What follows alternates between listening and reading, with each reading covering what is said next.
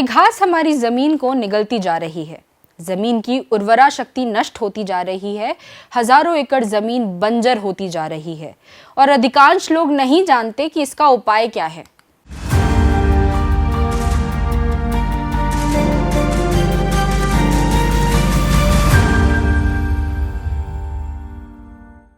नमस्कार, जरूरी बात में आपका स्वागत है। मैं हूं आयुषी शर्मा। इस घास को अपने फसलों के बीच, खेतों के आसपास, सड़क के किनारे, मैदानों में, जंगलों में, रेलवे ट्रैक के किनारे जरूर देखा होगा। दिखने में ये छोटा सा पौधा किसी दूसरे फूल के पौधों जैसा ही लगता है, जिसमें छोटे छोटे सफेद फूल होते हैं। इसकी पत्तियां असामान्य रूप से गाजर की पत्तियों जैसी होती है। यही कारण है कि इसे भारत में गाजर घास कहा जाता है।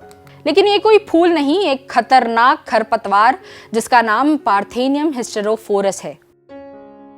गाजर घास एक आक्रामक खरपतवार पौधा है जो एस्टरेसी परिवार से संबंधित है। भारत में ये खतरनाक खरपतवार केवल फसलों ही नहीं बल्कि इंसानों और पशुओं के लिए भी गंभीर समस्या बना हुआ है। वैज्ञानिकों का कहना है कि यह पौधा आज भारत की 3.5 करोड़ हेक्टेयर क्षेत्रफल में फैला हुआ है। किस्सा 1950 का है, जब भारत में भुखमरी महामारी की तरह फैली हुई थी। आजादी मिले कुछ ही साल हुए थे और बरसों की गुलामी की बेड़ियों को तोड़कर देश किसी तरह खड़ा होने की कोशिश कर रहा था। देश में तब न तो पर्याप्त अनाज था और न ही उत्पादन की क्षमता। इस संकट से निपटने के लिए तत्कालीन प्रधानमंत्री पंडित जवाहरलाल नेहरू ने विदेश से गेहूं आयात करने का फैसला लिया था। 1950 में अमेरिका, जो उस समय का गेहूं का सबसे बड़ा उत्पादक था, भारत का मुख्य आपूर्तिकर्ता बना। 1966 तक भारत ने अमेरिका से 1.5 करोड़ टन से अधिक गेहूं आयात किया और इसी गेहूं के साथ अनचाही समस्या यानी गाजर घास के बीज भी भारत तक पहुंचे।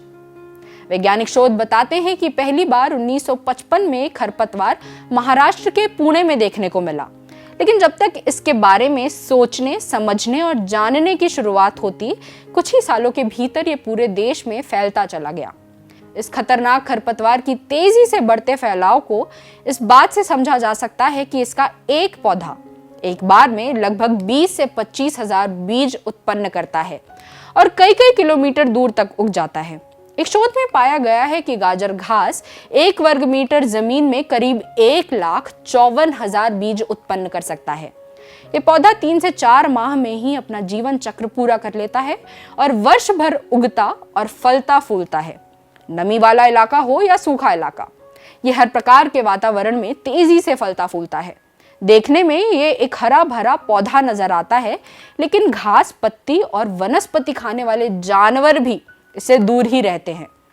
इसका असर इस हद तक है कि अगर कोई इसके पास से गुजरे तो उसे भी कई तरह की एलर्जी होने की आशंका बनी रहती है। जिस खेत में यह उगता है वहां जमीन से फसलों का पोषण चुरा लेता है। बढ़ने की रफ्तार इतनी है कि कुछ ही दिनों में हजारों एकड़ के क्षेत्र में ये फैल जाती है। यह आक्रामक खरपतवार खेतों में अन्य दूसरी फसलों के लिए आवश्यक पोषक तत्व को सोख लेता है। इस पौधे में पाया जाने वाला सेस्क्यूटरपीन लेक्टोन नामक विषाक्त पदार्थ से फसलों की वृद्धि धीमी हो जाती है और उत्पादन में भारी कमी आती है। वहीं ये मिट्टी की गुणवत्ता को भी नुकसान पहुंचाता है। ये घास फसलों की उत्पादकता और उत्पादन को काफी हद तक प्रभावित करती है। इसका प्रकोप मक्का, सोयाबीन, मटर, तिल, अरंडी, गन्ना, बाजरा, मूंगफली, सब्जियों और बागवानी फसलों में विशेष रूप से देखा गया है। इसके कारण फसल के अंकुरण से लेकर पौधों के विकास तक में मुश्किल होती है। खेतों में गाजर घास उगने से न केवल फसलों बल्कि किसानों की सेहत पर भी गंभीर असर पड़ता है। इसके संपर्क में आने से त्वचा संबंधी रोग जैसे एक्जिमा, एलर्जी, बुखार और दमा जैसी बीमारियों का खतरा बढ़ जाता है। गलती से पशुओं के चारा में अगर ये मिल जाए तो गाजर घास के प्रकोप से पशुओं के दूध उत्पादन की क्षमता भी घटने लगती है। ये न केवल चारे का स्वाद कड़वा कर देता है बल्कि पशुओं की सेहत पर भी बुरा असर डालता है। ये ऐसा अनचाहा पौधा है जो या तो फसलों को उगने नहीं देता या फिर धीरे धीरे उन्हें नष्ट कर देता है। इसलिए आज की तारीख में गाजर घास किसानों का सबसे बड़ा दुश्मन बना हुआ है। वैज्ञानिकों का कहना है कि आंध्र प्रदेश, बिहार, छत्तीसगढ़, दिल्ली, हरियाणा, कर्नाटक, महाराष्ट्र, मध्य प्रदेश, पंजाब, तमिलनाडु और उत्तर प्रदेश में इसका फैलाव सबसे अधिक है। असम, गुजरात, हिमाचल प्रदेश, झारखंड, जम्मू कश्मीर, उत्तराखंड, उड़ीसा, पश्चिम बंगाल और राजस्थान में इसका संक्रमण स्तर मध्यम है। वहीं अंडमान निकोबार, अरुणाचल प्रदेश, दमन दीव, गोवा, केरल, मणिपुर, मिजोरम, मेघालय, नागालैंड, पौंडीचेरी और सिक्किम में इसका प्रसार अपेक्षाकृत कम है। वैज्ञानिकों का मानना है कि गाजर घास को फूल आने से पहले जड़ से उखाड़कर एक हद तक काबू पाने की कोशिश की जा सकती है, लेकिन कोशिश ये होनी चाहिए कि फूल आने से पहले ही इस खरपतवार को उखाड़ा जा सके। आमतौर पर अगस्त से सितंबर के बीच इस पौधे में सर्वाधिक फूल आते हैं। ऐसे में उससे पहले ही उखाड़कर समूल नष्ट करना बेहतर विकल्प है।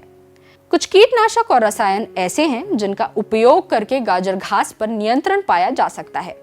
इस पौधे को नष्ट करने का एक और देसी तरीका ये है कि 2 लीटर पानी में 20% साधारण नमक का घोल बना लें और गाजर घास के पूरे पौधे पर छिड़क दें। लगातार हर दिन 2 बार छिड़काव करने से 2 से 3 दिन में ही ये मुरझाकर नष्ट हो जाता है। नमक में पाया जाने वाला सोडियम क्लोराइड का खारा तत्व इसे जिंदा नहीं रहने देता। ये ठीक है कि हमने गाजर घास के साथ रहना सीख लिया है, लेकिन इसका लंबा साथ हमारे लिए खतरनाक साबित हो सकता है। जरूरी बात में फिर होगी बात।